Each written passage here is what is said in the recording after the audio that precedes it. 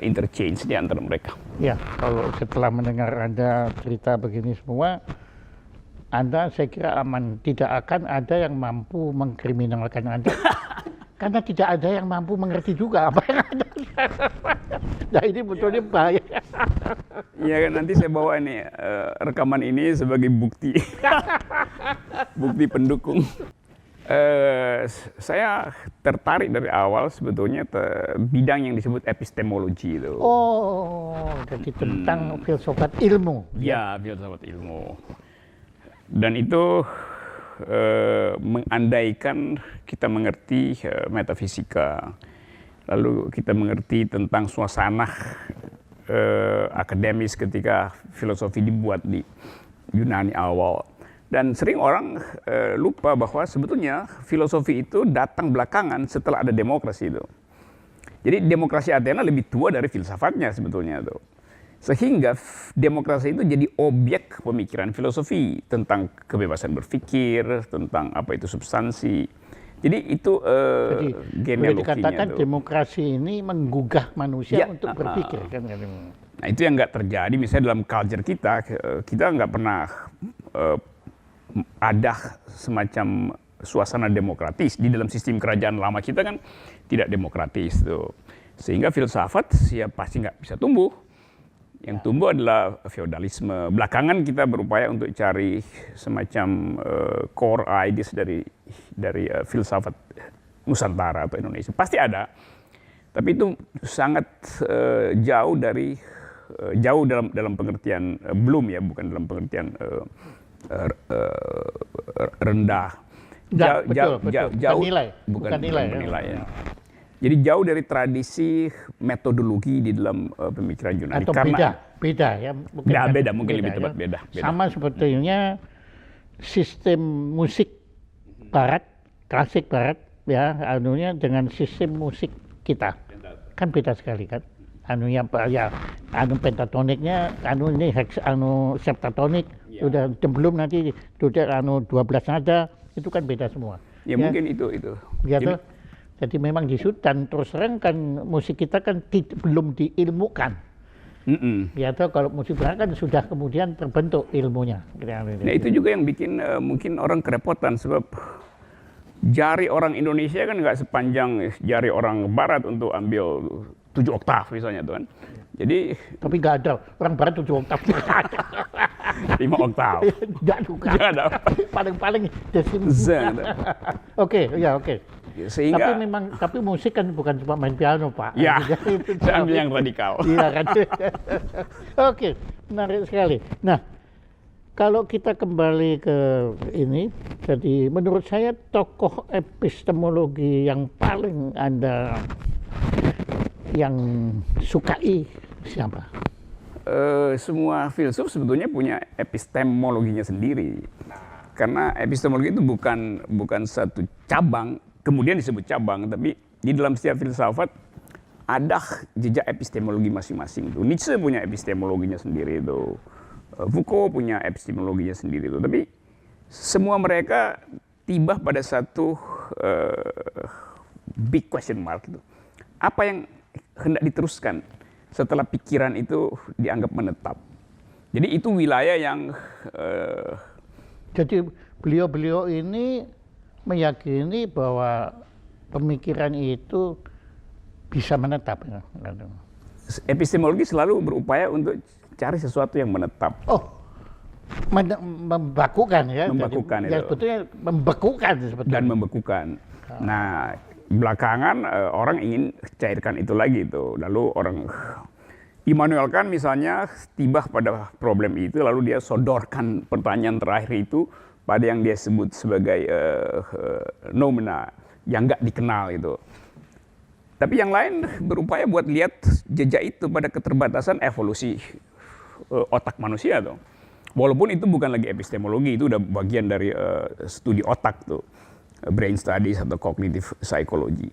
Tetapi selalu ada semacam kuriositas untuk majukan satu langkah spekulasinya tuh. Spekulasi. Anda tetap gunakan spekulasi. Iya, spekulasi. Nah, di situ terundanglah yang non filsafat sekarang, ilmu tentang brain, cognitive science, fisika, environment. Jadi epistemologi sekarang adalah percampuran antara imajinasi filosofi, spekulasi metodologi, dan perkembangan ilmu-ilmu faktual, fisika segala macam. Jadi menarik, ada semacam interchange di antara mereka. Ya, kalau setelah mendengar Anda cerita begini semua, Anda saya kira aman. Tidak akan ada yang mampu mengkriminalkan Anda. Karena tidak ada yang mampu mengerti juga apa yang Anda. Nah ini betulnya bahaya. Iya kan, nanti saya bawa ini rekaman ini sebagai bukti. Bukti pendukung. Luar biasa sekali. Oke, ya tapi keren Anda tadi, dan sebenarnya ya kalau saya boleh memang akhirnya saya juga pada kesimpulan setiap manusia itu keliruologis. Semua manusia itu pada dasarnya cara berpikirnya selalu kan itu kan menemukan kekeliruan dan berusaha memperbaiki kekeliruannya demi mencari yang lebih benar. Nah itu paralelnya dalam filsafat namanya fallibilis itu. Selalu bikin sesuatu yang salah itu supaya ada argumen baru tuh. Nah kita kan sering menganggap segala sesuatu itu linear tuh. Nah, saya selalu menghindar itu. Saya bayangkan misalnya. Jadi Anda cara berpikir Anda fraktal. Fraktal, oke, tapi sebetulnya lebih ekologis. Ekologis, wah. Begini nih, artinya. Gimana? Kalau misalnya saya nanti kecebong ikut ini. Kalau saya mana lebih bermutu sebagai satu permainan pikiran, menangkap bola baseball atau menangkap layang-layang tuh. Kalau saya menangkap baseball, saya bisa antisipasi geraknya, jatuhnya di mana. Saya bisa mengira-ngira tuh sudut elevasinya berapa, gravitasinya berapa, gesekan udara berapa, sehingga saya bisa atur langkah saya. Saya dapat. Tapi kalau menangkap layang-layang, itu nggak ada dalilnya tuh, Pak Jaya tuh. Kita mesti pakai seluruh sistem intuisi kita, sekaligus bikin kalkulasi, sekaligus bergembira. Bergembira. Menangkap layang-layang itu kegiatan yang menggembira. Nah di situ saya merasa kayak mestinya kita hidup dengan filosofi, mari menangkap layang-layang tuh. Walaupun nggak dapat, tapi kita tetap gembira. Tapi ya ada kelebihan menangkap baseball. Honornya tinggi Pak. Iya dapat piala. Tapi ya, kayak anak-anak kan. Berulang kali Anda menggunakan istilah bergembira ya. Ya. Kenapa ya? Iya ya. Anda baru sadar juga. Gembira ya. Ya tapi lain, Anda sebetulnya kayak Yesus Kristus sebetulnya kan.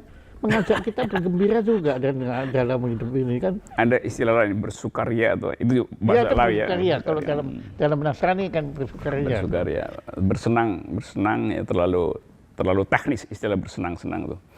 Bergembira tuh ada dimensi batinnya tuh. Ya bergembira, jadi dihidupkan dari dalam. Kira-kira. Jangan-jangan Anda betulnya dalam lubuk sanubari Anda itu sedih. Sedih. Betul nggak? Iya itu kita mesti anggap begitu dan kan itu trade off kan. Kalau kita bergembira artinya kita ingin atasi kita kan ya ada itu. upaya untuk menutupi kesedihan itu, menghilangkan atau ya pura-pura gembira atau macam-macam kan. Tapi orang suka anggap sedih itu adalah lawan gembira. Sebetulnya bukan, dia tidak berlawanan. Dia dua fakultas yang ada di dalam diri orang yang dibekalkan oleh alam supaya kita nggak terlalu percaya diri sehingga kehilangan kontrol, tidak juga terlalu sedih sehingga kita putus asa. Jadi itu dua kegiatan yang ya fit and proper untuk masa depan sebetulnya. Seperti yang ya itu satu paket kan, sedih dan gembira tuh. Anda pelajari juga setelah Anda filsafat Barat, Anda pelajari nggak Tao? Lao Tse. Ya. Ya. Saya, wah ini maaf ini pertanyaannya jadinya agak personal ini ya karena ini untuk memuaskan saya aja. Saya kok merasakan ada kesamaan ya istilahnya apa saya nggak ngerti antara Sartre dengan Lao Tzu tentang eksistensialisme itu, ya, Iya. bahkan ya kemudian kalau diurutkan ke Descartes tentang cogito ergo sumnya ini, gimana kalau menurut pendapat? Pasti ada kesamaan sebab gurunya Sartre itu namanya Heidegger. Oh dia toh. Heidegger belajar tentang Buddhisme di Jepang. Gurunya Suzuki dan Saya Jadi baru tahu terus terang. Kalau saya pikir ya Sartre ya mungkin bukan gurunya Jean Rousseau atau Ya, Voltaire, itu- tapi itu Heidegger ya. Heidegger. Jadi Heidegger orang Jerman. Padahal kan beliau kemudian mempengaruhi Sartre. Karl Marx juga kan Heidegger ini. Di dalam aspek yang lain. Apa ya? Tetapi eksistensialisme Sartre itu datang dari pelajaran Heidegger. Ada misiknya nggak di situ? Pak? Apa ya? Misiknya ada. Mistik. Mistik Mistiknya, iya. ada ya. Kan di dalam eksistensialisme selalu ada kecemasan otentik pada manusia. Jadi orang hanya bisa jadi eksistensialis kalau dia pernah mengalami kecemasan otentik. Entah itu pertanyaan tentang agama, tentang Kecemasan nasib. otentik. Kenapa kok perlu pakai otentik? Apa ada kecemasan Ada. tidak otentik? Kecemasan tidak otentik itu seperti penguasa itu dia seolah-olah cemas tapi sebetulnya dia nikmati itu untuk naikin elektabilitas. Itu kecemasan yang disederhanakan itu. Nanti ada dimarahin lagi. Kecemasan otentik itu berasal dari pengalaman yang sangat radikal, satu grand situasi di dalam. Kalau Karl Jasper bilang grand situasi itu.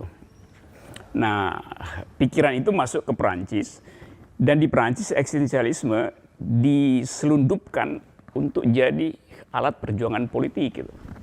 Ya, Oh, Cohen Bandit sekarang itu belakangan. Cohen Bandit juga Iya tuh. semua itu mahasiswa tahun 68 semua mereka kan pasti eksistensialis, Sartrean itu.